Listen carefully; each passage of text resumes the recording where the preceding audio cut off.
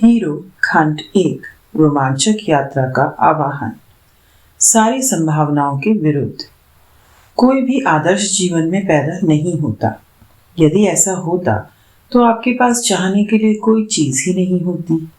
आप में जीवन में कुछ सृजन करने की इच्छा ही नहीं होती। आपके पास कोई सपने भी नहीं होते।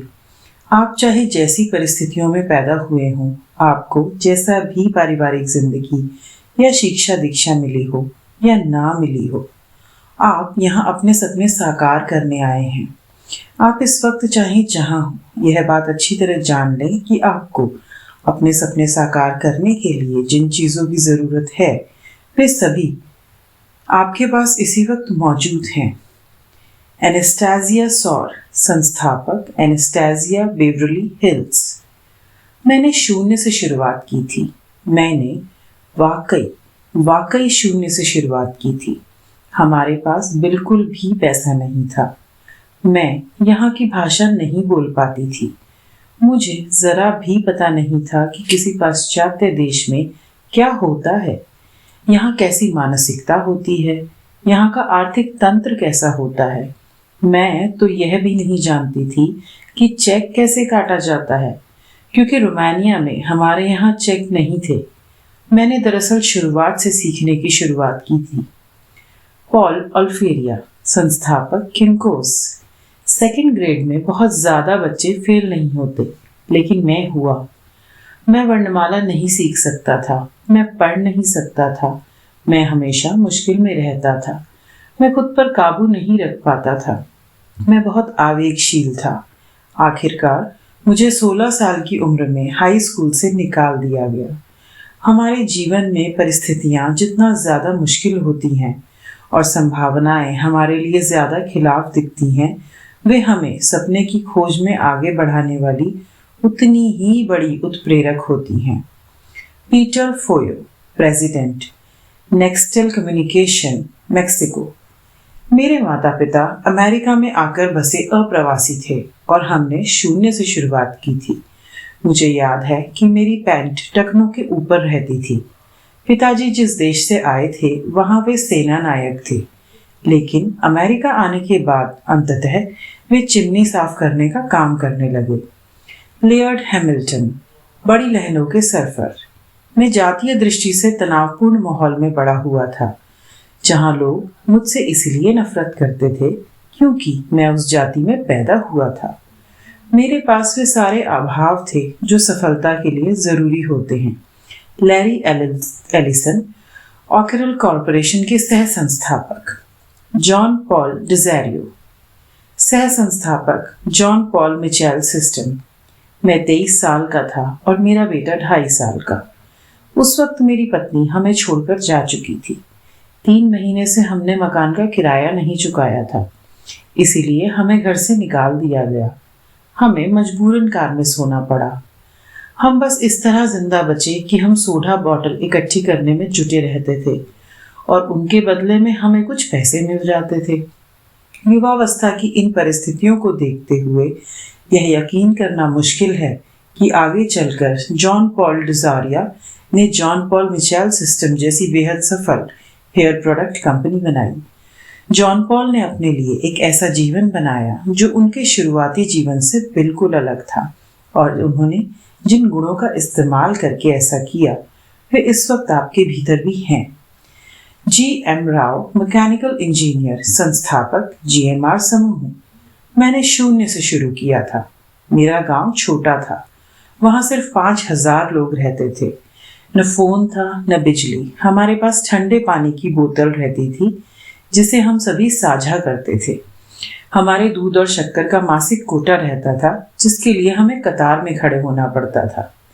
चाहे आप भारत में पैदा हुए हों या ऑस्ट्रेलिया, अमेरिका, फ्रांस या सिंगापुर में, आपकी शुरुआती परिस्थितियों से यह तय नहीं होता है कि आप कैसा जीवन जिएंगे।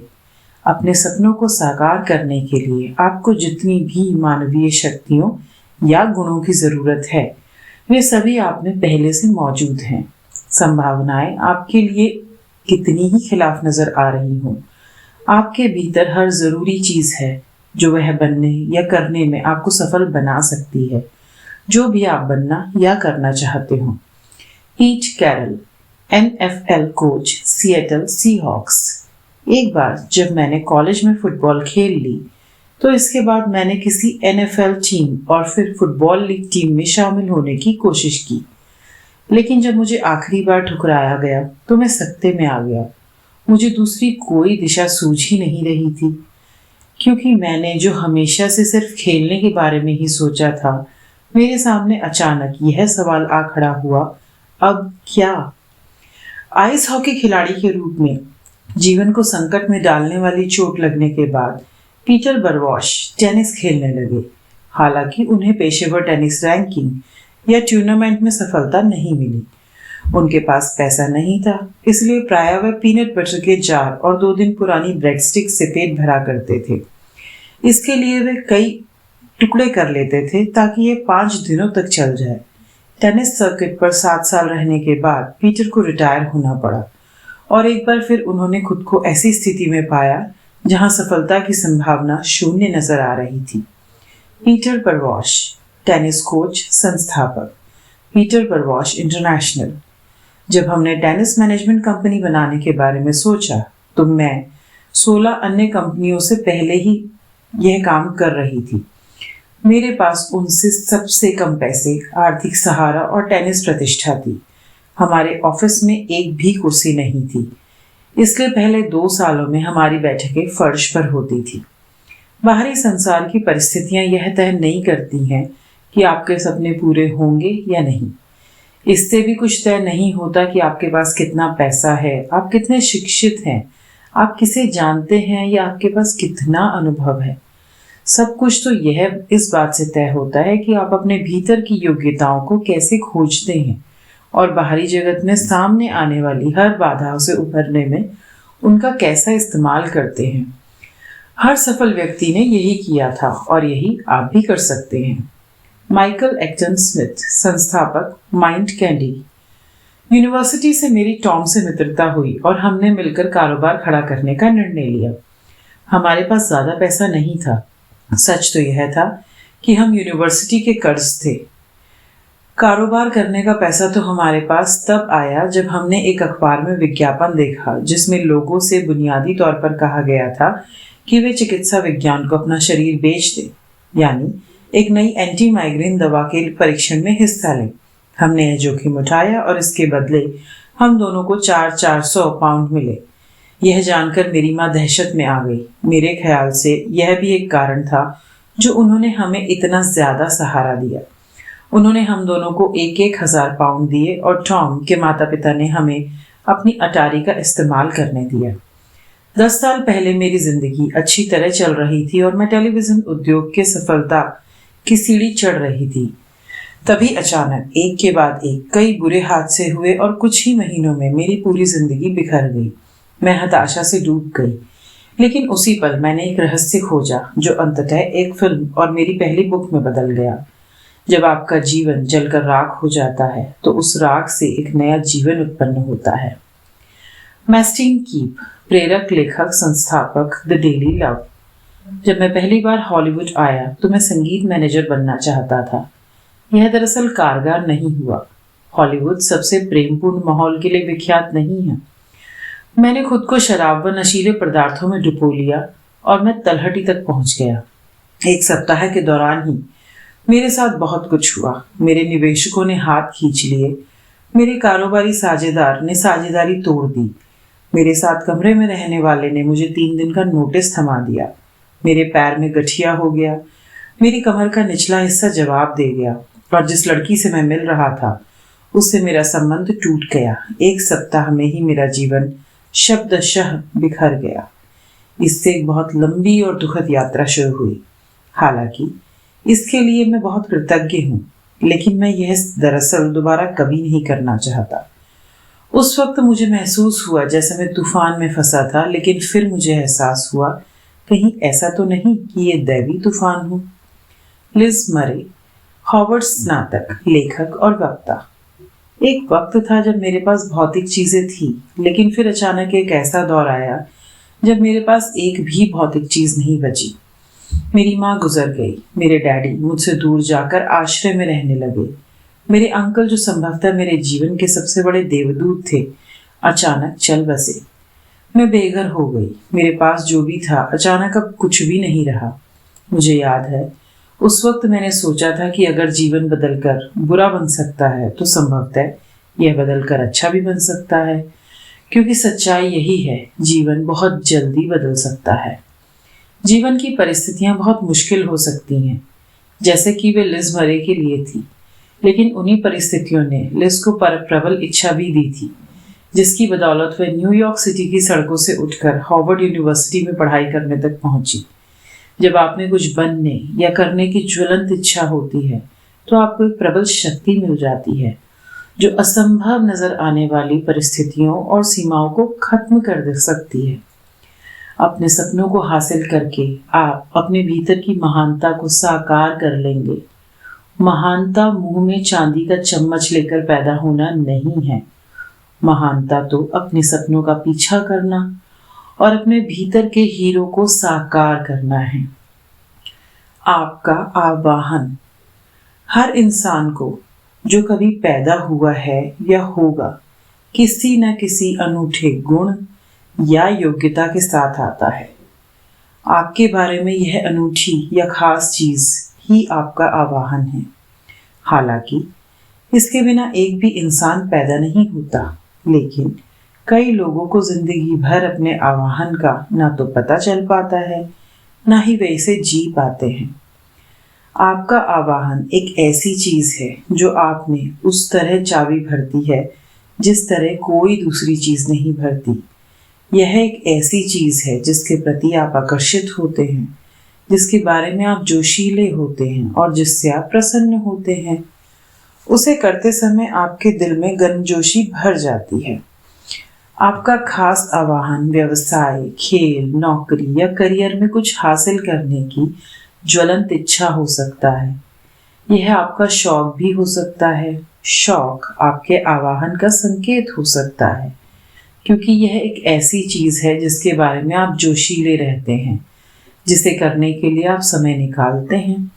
बहुत से लोगों के शौक बाद में बड़े सपनों में बदलते हैं, जो आगे चलकर बड़ी कंपनियों में बदल गए। Michael Acton Smith.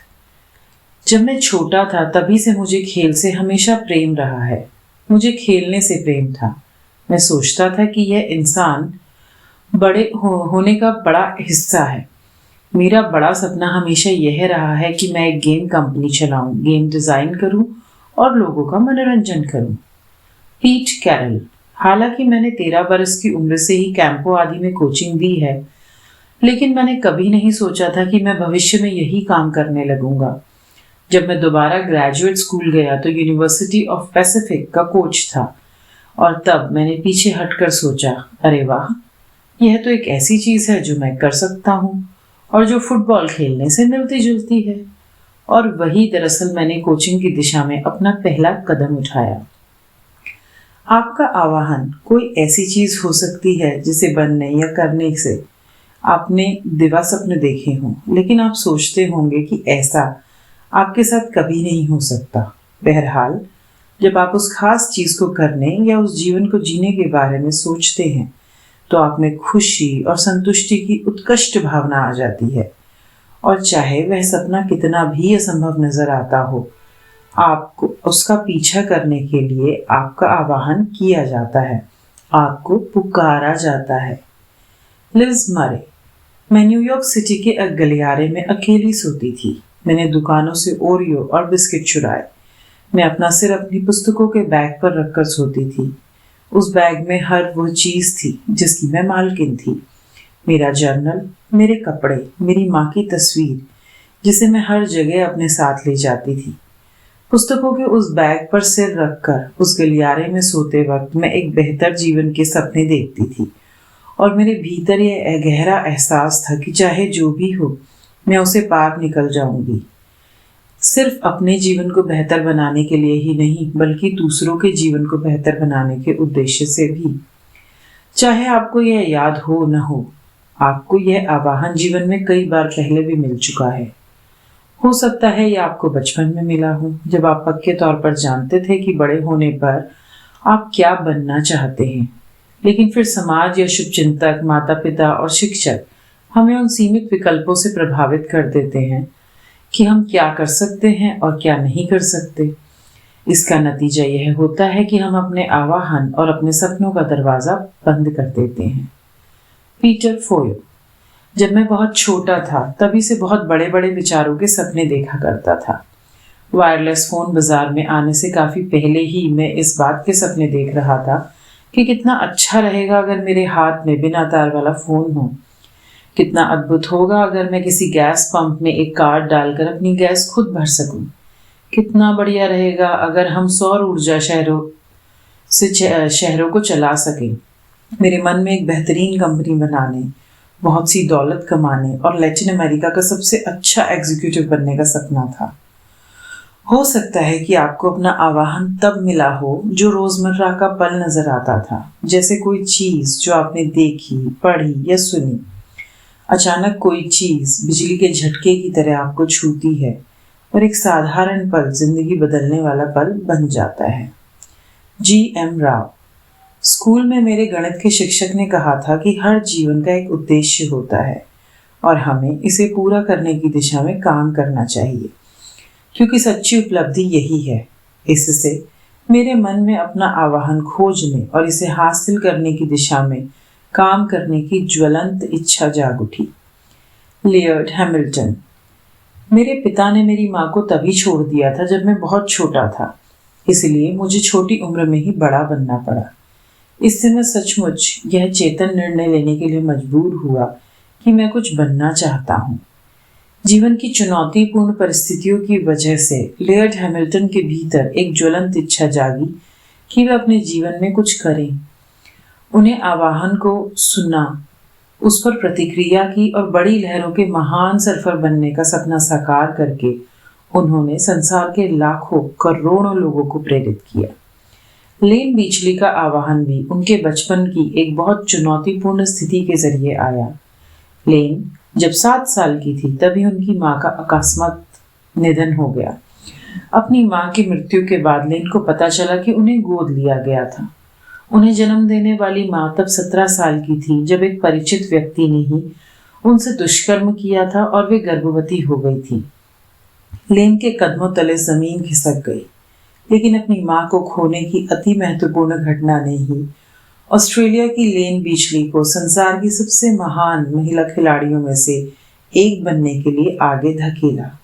लेन बीचली 7 बार विश्व की सर्फिंग चैंपियन। ईमानदारी से कहूँ तो विश्व चैंपियन बनने के लिए मुझे जिस चीज ने प्रेरित किया वह थी गोद लिया जाना। सर्फिंग को चुनने से पहले मेरा बड़ा सपना किसी भी क्षेत्र में विश्व चैंपियन बनना था। मुझे किसी न किसी क्षेत्र में संसार में सर्वश्रेष्ठ बनना ही था। मुझे संसार के सामने अपना वजूद साबित करने की जरूरत महसूस हो रही थी। पॉल और फेलिया। मेरे दिमाग में कभी कोई शंका नहीं थी कि मैं अपने जीवन में क्या चाहता हूँ। मैं अपना खुद का कारोबार करना चाहता था। यह कारोबार कोई भी हो सकता था। IBM की इमारत को देख देख कर मैं सोचता था मैं इससे ज्यादा बड़ा कारोबार खड़ा करना चाहता हूँ। ADHD और डिसलेक्सिया से पीड़ित होने की वजह से पॉल और फेलिया पढ़ लिख नहीं सकते थे, लेकिन देखिए तो सही उन्होंने अपने जीवन के साथ क्या किया। उन्होंने किंकोस की स्थापना की। यह $multi-billion कंपनी हजारों लोगों को रोजगार देती है। द्वैत के साथ इस संसार में हर नुकसान के साथ इसका विपरीत यानी लाभ भी जुड़ा होता है।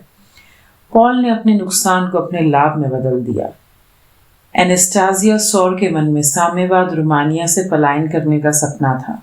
लगभग 3 सालों तक उन्होंने योजना बनाई और अपनी बेटी के साथ भागने का इंतजार किया। भागने के उनके निर्णय ने भारी जोखिम था और जब वह एनास्टेसिया आखिरकार अमेरिका पहुंची तो उनके सामने एक और बड़ा निर्णय था। अपने परिवार की गुजर बसर लायक पैसा कमाने के लिए वे रोज 14 घंटे काम कर रही थी और अगर वे कुछ अलग नहीं करती तो उनकी जिंदगी ऐसे ही गुजर जाती। एनास्टेसिया सौर। मुझे कुछ करने की जरूरत थी। मुझे ये साबित करने और पता लगाने की जरूरत थी कि इंसान के रूप में मैं कौन थी, मेरा मूल्य क्या था। मैं यह नहीं कह रही हूं कि यह भयावह नहीं था, क्योंकि यह भयावह था।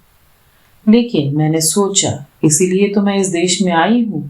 यह अवसरों का देश है, मुझे यह करना ही है, वरना मैं यहाँ आई ही क्यों हूँ? रोमानिया के जीवन से खराब जीवन जीने? नहीं।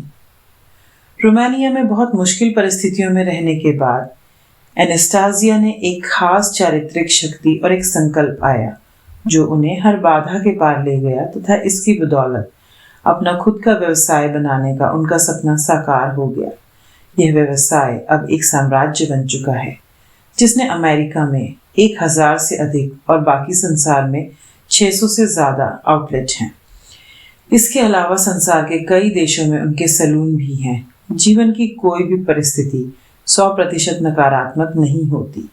हर नकारात्मक परिस्थिति के साथ उसका विपरीत भी जुड़ा होता है। इसलिए हर बुरी दिखने वाली चीज के भीतर थोड़ी अच्छाई भी छिपी होती है। जीवन में महत्वपूर्ण यह नहीं है कि आपके साथ कितनी नकारात्मक परिस्थितियां हैं। महत्वपूर्ण तो यह है कि आप इनके भीतर छुपे सुनहरे अवसरों के साथ क्या करते हैं। आपका आवाहन किसी सपने का अनुसरण करने के लिए तब तक नहीं किया जाता जब तक कि आपके पास उसे साकार करने के लिए बहुत से तरीके ना हों। यह असंभव है कि आपके पास कोई ऐसा सपना है कि आप कम से कम साकार करने की स्थिति में ना हो। आपके सपने आपका आवाहन उस सर्वश्रेष्ठ जीवन की ओर कर रहे हैं जो आपको मिल सकता है। वे अपने भीतर के हीरो को खोजने के लिए आपका आवाहन कर रहे हैं। मैस्टिन कीप। मैं तुलनात्मक रूप से अच्छे माहौल में पला बढ़ा था। मेरे माता पिता जबरदस्त थे और उन्होंने संसार के दर्द से मुझे बचाने के लिए काफी कुछ किया।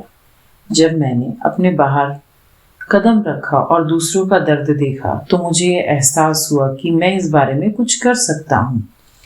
इससे यह बात एकदम साफ हो गई थी कि मैं अपने जीवन में दरअसल कोई दूसरी चीज कर ही नहीं सकता था। मेरा सपना आधुनिक संस्कृति को प्रेरणा व बुद्धिमत्ता के साथ मिलाना रहा है, ताकि हम ज्यादा से ज्यादा लोगों तक पहुंच सके। यदि आप आवाहन सुनते हैं और इस पर अपनी प्रतिक्रिया नहीं करते हैं क्योंकि आप बहुत ज्यादा घबरा जाते हैं या आपको यकीन नहीं होता कि आप इसे हासिल कर सकते हैं, तो कई बार परिस्थितियां आपको अपने सपने का पीछा करने के लिए धकाएंगी, जैसा मेरे साथ हुआ। मैं एक नेटवर्क में टेलीविजन प्रोड्यूसर के रूप में काम कर रहा था और अपनी खुद की टेलीविजन प्रोडक्शन कंपनी शुरू करने का सपना देखता रहता था। मैं ऐसा नहीं कर पाता क्योंकि मेरे पास पालने के लिए एक परिवार था। मुझे नौकरी में अच्छी तनख्वाह मिलती थी और हमें खाने और अपने सिर पर छत रखने के लिए धन की जरूरत थी। मैं अपनी पूरी ताकत से नौकरी की सुरक्षा को जकड़े रहा। हालांकि कई लोग मुझे खुद की कंपनी शुरू करने के लिए प्रोत्साहित कर रहे थे। फिर मुझे नौकरी से निकाल दिया गया। मैं सदमे में आ गया। अब हम कैसे खाएंगे? हम अपनी बेटियों की पढ़ाई के लिए पैसे कैसे देंगे? हम हाउस लोन की किश्त कैसे चुकाएंगे? मेरे पास एक विकल्प था कि मैं किसी दूसरे टेलीविजन नेटवर्क में नौकरी कर लूं, लेकिन मैं जो कर रहा था उस काम पर लौटकर जाने का दिल नहीं हुआ। मुझे एहसास हुआ कि चूंकि मुझे नौकरी से निकाल दिया गया था, इसलिए मेरे पास खोने के लिए कुछ नहीं था।